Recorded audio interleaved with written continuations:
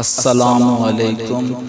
मैं आप सब से गुजारिश करूँगा कि एक मरतबा सूरत फातिहा और 3 मरतबा सूरत इखलास पढ़ के इनका सबाब उन मुसलमानों तक पहुँचा दें जो इस दुनिया पानी से जा चुके हैं।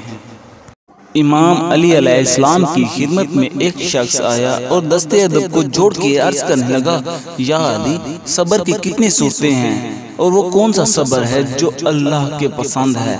बस ये कहना था तो इमाम अली अलैहिस्सलाम ने फरमाया, ए शख्स, याद रखना सबर के 2 सूरतें हैं, अल्लाह को वो इंतहा पसंद है। तो वो कहने लगा, या अली, वो कौन सी 2 सूरतें हैं? तो इमाम अली अलैहिस्सलाम ने फरमाया, पहली सूरत जो नापसंद हो उसको बर्दाश्त करना, और दूसरी सूरत जो पसंद हो उसका इंतज़ार करना। ऐ शख्स, याद रखना जो अल्लाह का बंदा इन 2 सूरतों पे सब्र करता है, अल्लाह उसको अपने करीब रखता है।